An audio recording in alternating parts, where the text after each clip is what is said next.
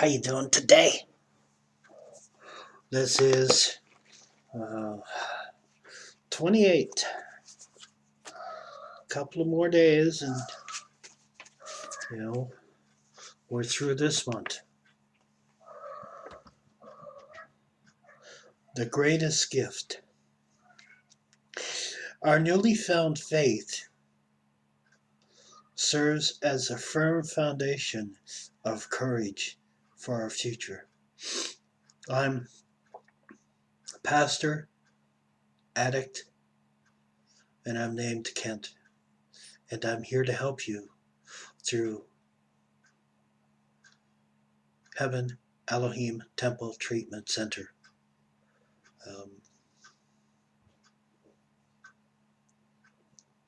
We begin to come to meetings.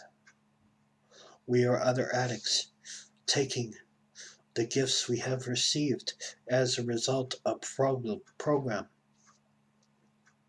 Now, this program or treatment that you go into should be a long-term treatment program. If you can't afford to do a long-term treatment program, then we offer counseling sessions online via Skype or via Facebook, and we can go FaceTime and help you with your problems. There is a couple of requirements that you need to spend 2 weeks in detox and get your system clean. Then we will start a online treatment program. There we never thought the gifts before. One of the gifts we receive in the ability to freedom of our emotions and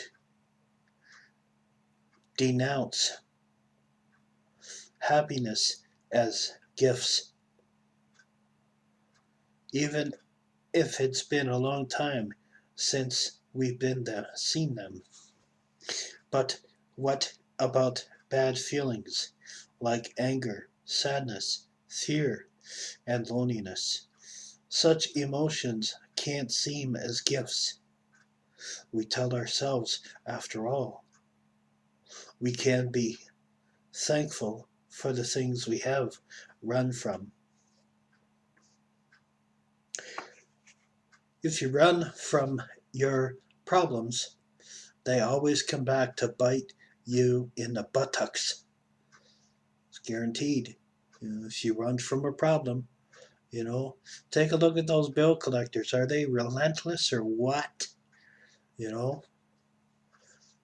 They constantly hound you, constantly barrage you, constantly phone you every single solitary day. It's just like that thing you ran from. If you don't solve it, it's going to come to bite you. We can become grateful for those emotions in our lives. It is a place there in the perspective we need to remember that we come to believe in a God, and we ask that power to care for us. And our God doesn't make mistakes. The feelings we're given, good and bad, are given for a reason. With these things in mind, we come to relate to the faith and of our God, caregiver, us the courage we need to face whatever feelings come up in our daily basis. We heard eternal in recovery. Every higher power, every God won't give you more than you can handle in just one day. And the ability to feel the emotions in one of the greatest gifts of recovery. Just for today, I will try to welcome the feelings from the belief that I have the courage to face whatever emotions come my way. One of the sayings I hated in NA was life on life's terms. You know, I haven't gone over this in a while, so we're going over a list of substances. I'm going to gloss over the ones that we know about, but you know, types of addictions range from everyday drugs to alcohol and cocaine, or behaviors like gambling or stealing. Some of these types of addictions are specified in diagnostic and scientistical manual of mental disorders in the DSM-IVTR, while others are more controversial and have been identified by some addiction professionals. Many types of addictions seem the drug are defined in that medical journal, but it uses the terms substance abuse and substance dependencies. Neither equates the addiction directly, but rather refers to the harmful of the use of substances. Addiction is both physical and behavioral. Addictions are criticized by carving compulsive and inability to stop using the drug and lifestyle dysfunction due to the drug use. Um, you know, behavior addictions are not involved a substance. This is a type of addiction, can be an impulse control disorder as defined in the medical journal, or an addiction defined as an addiction professional. Behavioral addictions outside of the medical journals are controversial and may and don't feel they might meet the required of being the official addiction. I totally disagree with that statement. We all know about alcohol, tobacco, opiates, prescription drugs, cocaine, cannabis, antihistamines, hallucinogenics, inhalants, psilocybin,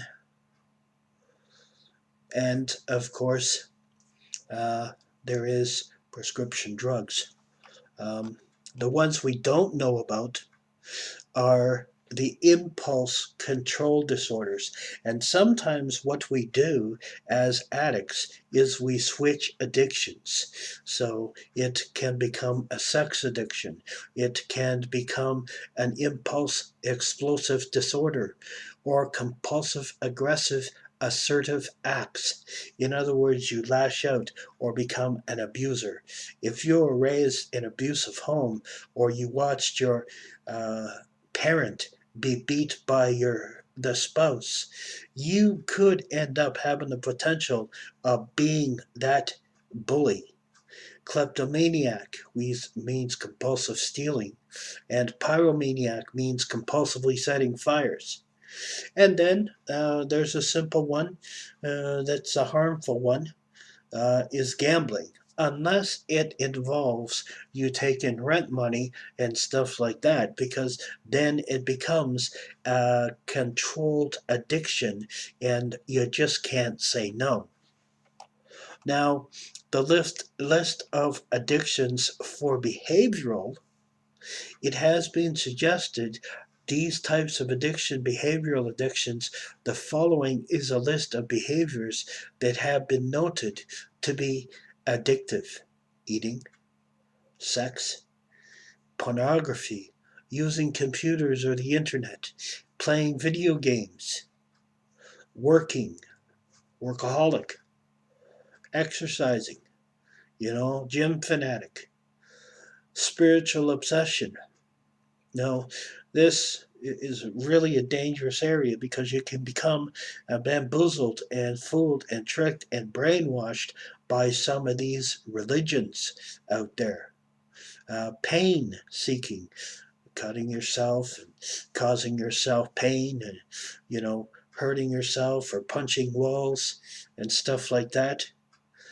Pain, seeking pain, okay, causing yourself pain, breaking your own arm, breaking your own hand to get help, cutting and shopping.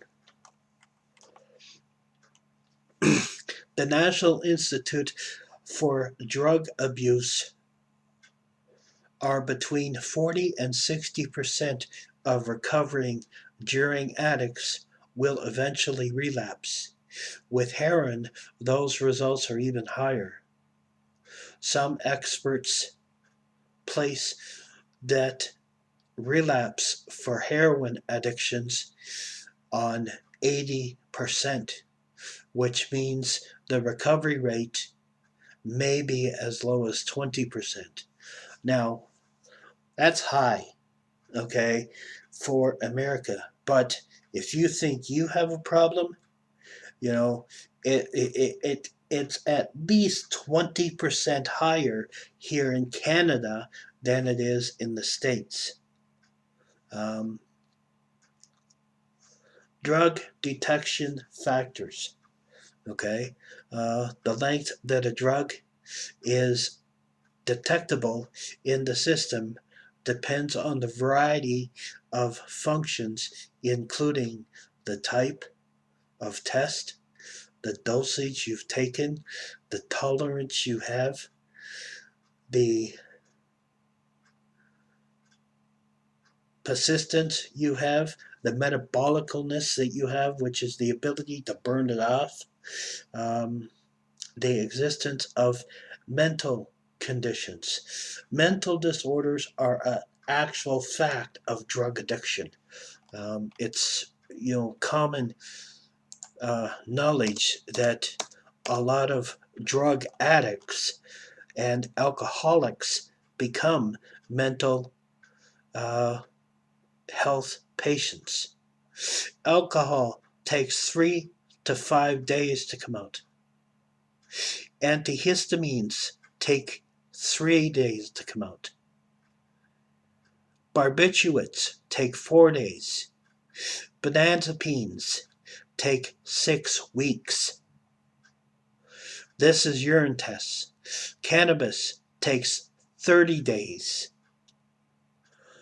So if you have a piss test on Monday and you use on the weekend, guess what? You're going to fail if you use marijuana. Cocaine is 4 days. Codeine is 1 day. Heroin is 4 days. LSD is 3 days. MDMA or ecstasy is 4 days. Methylphenidate or crystal meth takes 4 days or 6 days. And methadone takes 4 days. And morphine takes 3 days. Now, these in the bloodstream range from 6 hours to 72 hours. So you have to be very careful. Now, if you think you're safe, you're not. Because what they're starting to do now is drug detection through hair follicles. Drugs in metabolics may be detectable in hair that grows at a rate of approximately 1 inch per month. So, depending on the length of hair, it may be possible to determine your drug use over the recent months. You know, have to be so careful, you know, if you're on probation or if you're on parole, um, or if you have stipulations. Uh, your best idea is not to use, you know, and if you don't use, you can't get chastised. So that's my wrap on recovery. I hope it's helped, and I hope it's been informative. May God bless and keep you until next time.